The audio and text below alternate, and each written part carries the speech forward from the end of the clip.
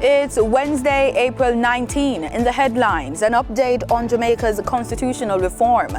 Tourism Ministry to make a full recovery from COVID-19 impact. In business news, Link and Yellow sign MOU for partnership on a new e-commerce incubator. In regional news, Caricom to write Washington about illegal gun flow. Internationally, Fox News settles on Dominion defamation case for $787 million. In sports news, Jamaica and China restart sports cooperation post-COVID onset in 2020. This is the news on PBC Jamaica.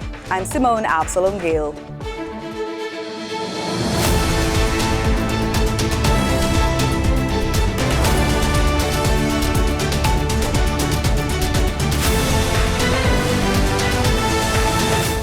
A public awareness campaign will soon be implemented under the theme Know the Road Code. Minister without portfolio in the Office of the Prime Minister with responsibility for information, Robert Morgan, gave an update at a post-cabinet press brief on Wednesday morning. He said based on changes made to the Road Traffic Act, the authorities are focusing on changing the behavior of Jamaicans on the nation's roads. The awareness campaign, Know the Road Code, would bring attention to key concerns regarding proper road usage to communicate the desired behaviors to improve the quality of the road experience for all Jamaicans. The objectives of the campaign were to minimize road fatalities, build a culture of responsible driving in the wider community, increase public awareness of the revised Road Traffic Act, promote safer roads for the Jamaican public, and sensitize the Jamaican public about the revised regulation. Jamaica is on the journey to becoming a republic. This means instead of a governor general, a president will be the formal head of state, which will be separate from the head of government, who will be the prime minister. Speaking at a meeting of the lower house of Parliament on Tuesday, Minister of Legal and Constitutional Affairs, Marlene Malahoo Ford, said deliberations have started on how Jamaica's president will be selected. We have deliberated on presidential selection of the president via nomination by the Prime Minister after consultation with the Leader of the Opposition, confirmed by the affirmative resolution of the Parliament with both houses sitting together. And what we had decided on was a vote of 2/3 majority of all members. Member of Parliament Anthony Hilton, who is one of the opposition representatives on the committee, said rules regarding a vote in a joint sitting of both houses of Parliament would have to be further analysed. If that is to be the case, there are rules. There are some matters to be settled around that, how that is to be achieved, and some of the rules relating to a joint sitting of that nature. So there's work, I'm clear in my mind, there's detailed work to be done on that. The Constitutional Reform Committee will play a key role in ensuring Jamaica's smooth transition to a republic. The members were recently announced by Prime Minister Andrew Holness during a press conference. Mrs. Malahoo Ford further stated that the records of the committee will be available in due course. Tourism Minister Edmund Bartlett says his sector is expected to make a full recovery from the negative impact of the COVID-19 pandemic this year, a full year ahead of what was originally projected. He was one of the speakers at Wednesday's post-cabinet press brief. I want to emphasize the growth projections that we made for a recovery, a full recovery from COVID-19 to be 2024. If you all recall, well, we are going to be 1 year earlier. We will, in fact, we have already surpassed COVID-19, pre-COVID-19 figures. We started to surpass them in June of last year. The tourism minister says the high numbers continued into the tourism winter season. We brought in just a little under 1.2 million visitors and earned $1.1 billion US. According to Minister Bartlett, the most significant aspects of the recovery is the level of local supplies now being injected across the tourism sector. What has happened since then is that we have now realized that more local goods are finding their way into the hotels. through the Alex program, I mentioned yesterday, that platform that the Tourism Enhancement Fund established with the Ministry of Agriculture. We were able to bring in 6 months over $300 million of trade between hotels and small farmers. These are farmers with 1 acre to 5 acres. Now, that's different from the large farmers who are already producing and supplying the hotels. He notes the influx of condiments and pharmaceutical supplies from small businesses. All of that means more retention of the dollar here, because instead of importing those things, we are now being able to provide them. And the Tourism Enhancement Fund has done a tremendous job through its Linkages Network program to bring more locals into the value chain of tourism. Minister Bartlett added that the advent of Airbnbs have also contributed just about $100 million to the sector. For the news on PBCJ, I'm Carla Thomas Hewitt. Special needs students will soon benefit from a school-to-work transition program being designed by the Ministry of Education and Youth in partnership with the Heart NSTA Trust.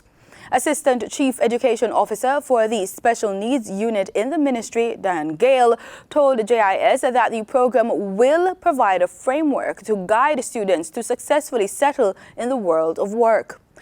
The move is consistent with the Disabilities Act, which requires that equal access and opportunity be provided to persons with disabilities to give them a fairer chance in life. Ms. Gale said, quote, "We had engaged the relevant persons and they wrote a manual for the program. So the next phase is, in this term, we'll be identifying entities to do the pilot phase," end quote. She noted that the ministry aims to expose special needs students to work experiences and the opportunity to be certified through the Heart NSTA Trust and placed in a job after graduating high school. In Region 1, partnerships have been forged with the Abilities Foundation, Alpha Institute, First Missionary Skills Training Center, Genesis Academy, Jamaica Association on Intellectual Disability, Listamere Gilby Institute for Adult Education, Trinity Moravian Skills Training Center, and the YMCA. Time now for the Business Report with Danita Rodney.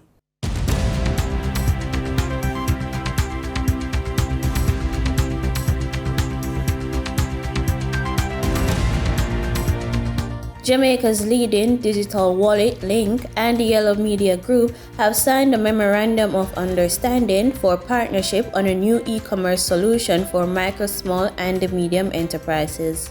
The product will allow businesses easy access to e-commerce services and payment platforms, as well as create diversified options for Jamaican customers seeking to do their shopping online. The partnership is said to be mutually beneficial as it taps into Yellow's mission of connecting businesses to consumer needs and Link's dedicated effort to grow small businesses through its digital payment solutions. Now for your market updates. In foreign exchange trading for Tuesday, April 18, the US dollar sold for an average of $153.70. The Canadian dollar ended trading at $115.15. The pound sterling traded for $188.97, and the euro sold for $167.54. In JSE trading, the JSE index declined by 1,387 points. The junior market index declined by 2 points. The combined market index declined by 1,313 points, and the All Jamaican Composite Index declined by 831 points. Overall market activity resulted from trading in 109 stocks, of which 46 advanced, 37 declined, and 26 traded firm. Stocks advanced for AMG Packaging and Paper Company Limited, Cargo Handlers Limited, and Siboney Group Limited. Stocks declined for Access Financial Services Limited, Barita Investments Limited, and Berger Paints Jamaica Limited. Trading firm were 138 Student Living Jamaica Limited, Blue Power Group Limited, and Caribbean Assurance Brokers Limited. The overall volume leaders were Trans-Jamaican Highway Limited with over 4 million units, Wigton Wind Farm Limited ordinary shares, and Spurtree Spices Jamaica Limited with over 1 million units. In regional stocks, in Trinidad and Tobago, zero securities traded. On the Barbados Stock Exchange, Goddard Enterprises Limited was the sole security trading over 30,000 shares.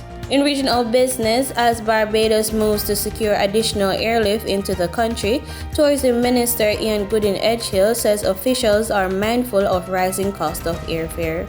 Obviously, what we're noticing in worldwide is that there is a growing trend where the airline industry, through their revenue managers, are seeking to maximize revenue. That is the challenge that we're faced with, because once we have airlines, we have no control over the airfares. And I'll start by saying that. But it has reached a point where we have to be very careful, because as you correctly identify, if you have airfares that are too high, you run the risk, obviously, of reduced traffic to the destination, and we don't want to have that. I will be very shortly going to meet with some airline industry executives, senior executives, to discuss this in addition to additional airlift into Barbados.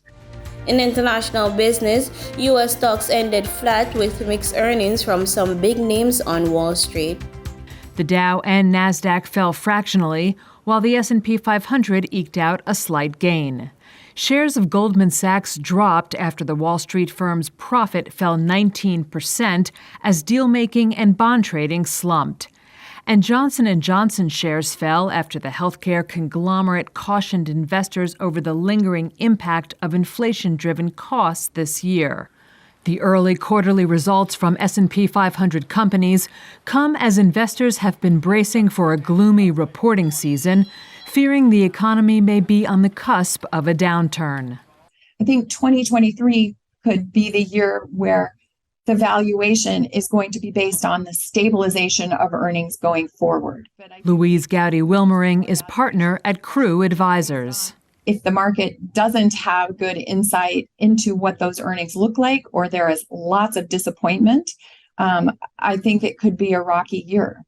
The bar has been set low. So earnings are coming in ahead in many cases of where the estimates have been. But I think as we look into the summer, as those earnings come out for the next quarter, it'll give us a better indication.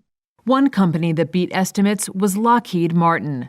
Shares rose 2.4% after the U.S. weapons maker's first quarter results surpassed Wall Street targets despite parts and labor shortages.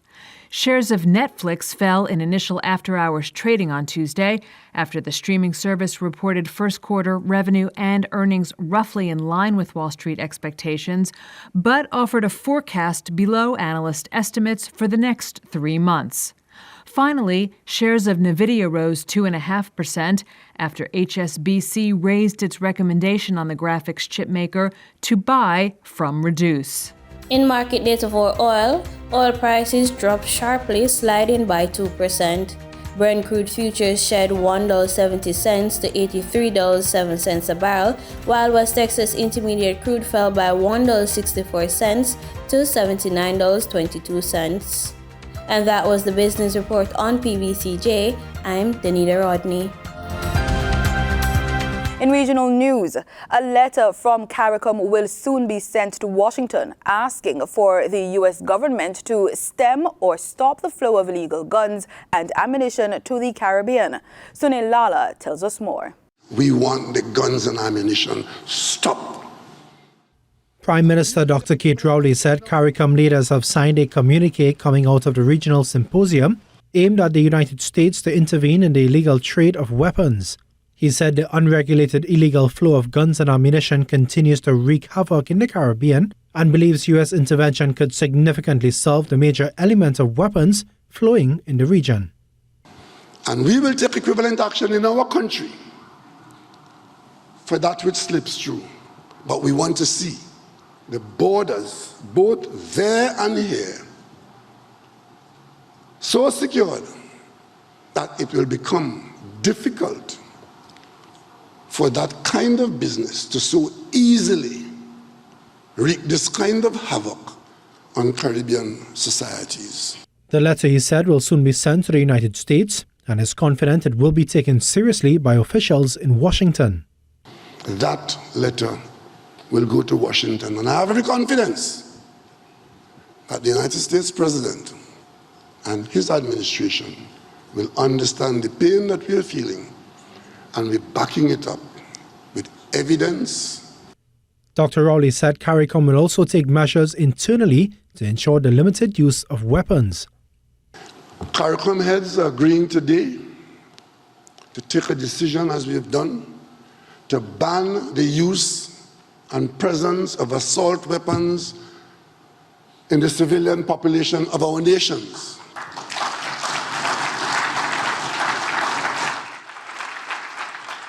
Dr. Rowley also called on opposition parties in the various territories to support legislation to deal with crime, noting that the issue should be of the wider national interest rather than for political benefit. Sonolala, TTT News. A Caricom arrest warrant is among several proposals put forward by Prime Minister Mia Mottley as she makes a push for significant changes to the judicial architecture to combat the surge in violent crime sweeping across Barbados and the region. Her appeal came during the two-day regional symposium that began on Monday in Trinidad and Tobago. Caricom arrest warrant. We talked about it 20 years ago. We haven't done it. Raymond is nodding his head because he was in his Ministers of National Security meeting with me. Bottom line is, if we have a Caricom arrest warrant, we can bypass the length of time on extradition and all of these other things that are holding us up. And we do not have the level of deep cooperation that, as I said, we need, which the RIC was intended to bring about. When I look at the stats, not just out of Bahamas, but in Barbados and all through the region, the people who are causing the greatest problems are charged with 2, 3, and 4 murders. Something is fundamentally wrong. So I ask myself 2 basic questions. 1, how are we going to deconstruct and reconstruct to meet the reality of this jurisprudential challenge? Development that is undermining the rule of law in our countries. And we're going to have to find ways of cooperating from the level of the police to the level of the courts, but in particular forensics. We need the Caricom arrest warrant. We need to have the exchange and rotation of judges, which will allow for and magistracy. We need to have an enlargement of the jurisdiction of magistrates. We need cooperation on forensics. And we need, finally, to deconstruct all the rules in our police service and reconstruct them. In Barbados' case, I've just insisted that we start it. Our service was established in 1835. Most of its rules were done in the early 20th century. You cannot fight and preserve law and order and fight crime with rules that were made for an analog environment. Antigua and Barbuda's Parliament Lower House has passed the Civil Aviation Amendment Bill 2023. The bill is said to be a crucial legislative linchpin in the effort by the entire region to return to Category 1 aviation status. Garfield Burford reports. Civil Aviation Minister Honorable Charles Fernandez outlining why the bill he was piloting was crucial for air transport, not only for this country, but for the entire sub-region. Any airline that is operating out of any of these states will not be able to access a U.S. port if and unless it is of Category 1 status. So it is very important for us to get back to Category 1 status. This is harmonized legislation being passed in all member states of the Eastern Caribbean Civil Aviation Authority, ECA. All fall under the same administrative umbrella for purposes of international regulation. It was supported by Member of Parliament for Barbuda, Honorable Trevor Walker. I rise to just commend the fact that the OECS region, all the OECS countries, have basically endorsed this bill. All right? Antigua and Barbuda had no choice.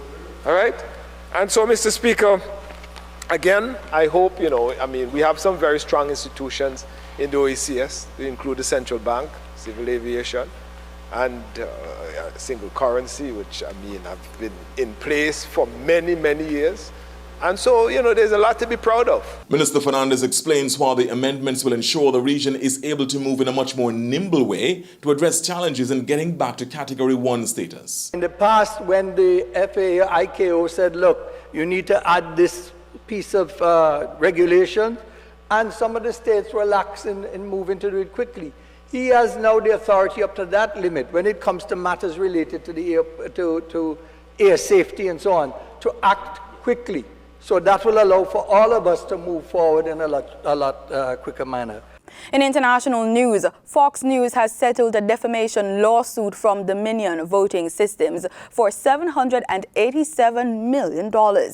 The voting machine company had accused Fox of spreading false claims about the results of the 2020 presidential election, saying its machines were to blame. Fox News on Tuesday agreed to pay more than $750 million to Dominion Voting Systems, settling a lawsuit over false claims the network aired about the voting machine maker during the 2020 U.S. presidential election. The truth matters. Dominion attorney Justin Nelson spoke outside the Delaware court after the settlement was announced.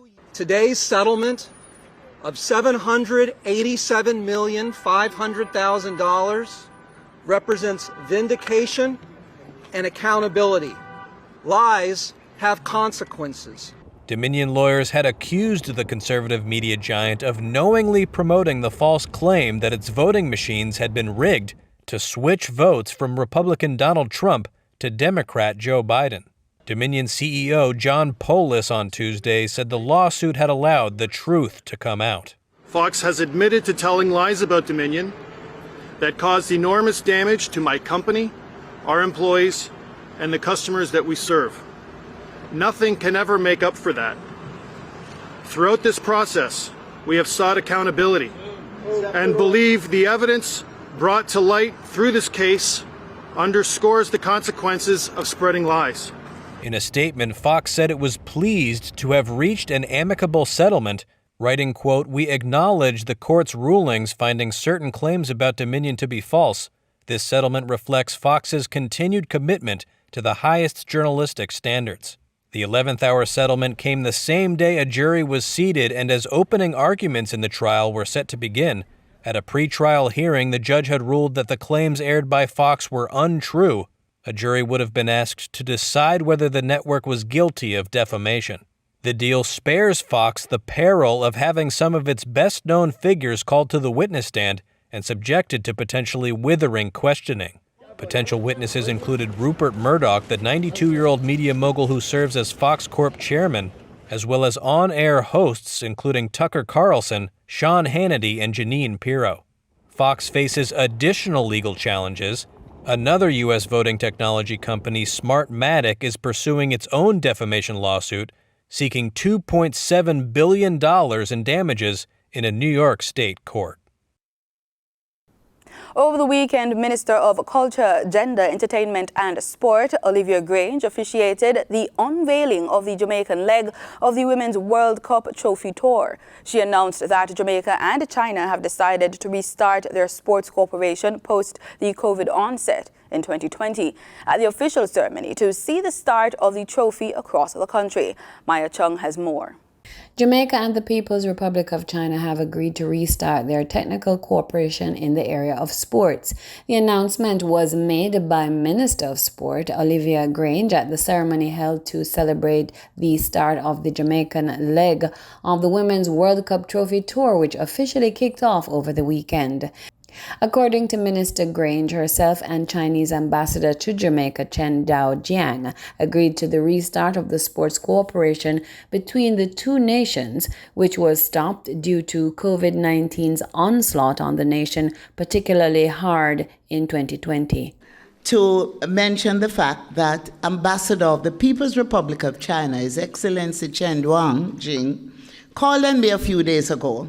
And among the things we agreed on was that the Jamaica-China Technical Cooperation Program, which was suspended because of COVID, that we will resume that program shortly. The specialized training in China included 138 Jamaican athletes, managers and coaches in 7 sporting disciplines. And the women's football training program in particular benefited from this program, which can be credited for advancing the skills of some of our current players at the national level. And I just could not miss the opportunity to mention that. In addition, the minister shared her pride in the Reggae Girls and cited her hope that these women will be a positive inspiration for generations of Jamaicans to come. One thing we know we can rely on the Reggae Girls for sure is that they will do their best. They will leave their best performance on the field, no matter the reputation of the opponents they face. Our women are fierce. In fact, we know that the Reggae Girls are not daunted by the teams drawn in our Group F. We know that the Reggae Girls, by their performance, will continue to inspire the next generation of great female footballers. In the meantime, Kamina Johnson-Smith, Minister of Foreign Affairs and Foreign Trade, said the outstanding achievement of the Reggae Girls serve as an empowerment beacon for all Jamaican women. I want to, of course, from my worldview, as always, recognize the role that sports plays in bringing the world together, and in particular, football, World Cup football. It is, I think, one of the most watched sports in the world, and I think ensuring that the recognition and attention is given to our women, to our girls. And once we start to stop having to say that women's football is football, when we have to stop reminding people, is the day we know we will have won the victory. And FIFA, I know, is playing a massive role in that. We want to congratulate FIFA, in fact, on this largest World Trophy Tour. To date, you're journeying through each of the 32 qualifying nations, the largest ever. So the government of Jamaica, of course, wants to express our strong support, not only for your campaign and your tour, but for your mission and your message of going beyond. We think every girl in every community in every country needs to hear that as we all press for the strengthening and empowerment of our girls and our women. For the news on PBCJ, I am Maya Chung. With just over 100 days and counting, decisions are being made to ensure Trinidad and Tobago delivers the best Commonwealth Youth Games ever. With the games targeted at youths, the LOC is making it more accessible to the young persons of Trinidad and Tobago. The Commonwealth Games covers the age group 14 to 18, primarily secondary school children, some of them who are going to be focused on exams, some of them completing exams and getting ready to participate, already doing their work and preparing with their national governing bodies. We want to make sure to capture that age group to the point that we are looking at giving the participating schools and people under 18. If you're under 18, you're guaranteed free access to the games. Minister Kujo says the venues for the games are on track to be ready. However, there has been a change for the sport of rugby sevens. We found that the Shaw Park field in Tobago was the best field to do so in Tobago because of its size. As beautiful as the Atto Boldon Stadium is and the work that we had set out to do at Atto Boldon, there was a concern with the runoff area, and we felt that Shaw Park would be the best place to provide us with the size of the field and the runoff area to hold the rugby sevens. Pigeon Point remains the venue for beach volleyball as approved by the Commonwealth Games Association at this time. Minister Kujo wants one of the legacies of the Games to be a positive impact on the future of sport in Trinidad and Tobago. That's what we're doing now in using the Commonwealth Youth Games to promote sport in schools and help teachers and parents to shift their mindset that sport and school, education and athletics, education and sports can go hand in hand, and we are making the investment in that regard. Kent Fuentes, TTT Sports. And that's the news on PBCJ. I am Simone Absalom Gale. You can follow us on our social media platforms at PBCJamaica. Thank you so much for watching.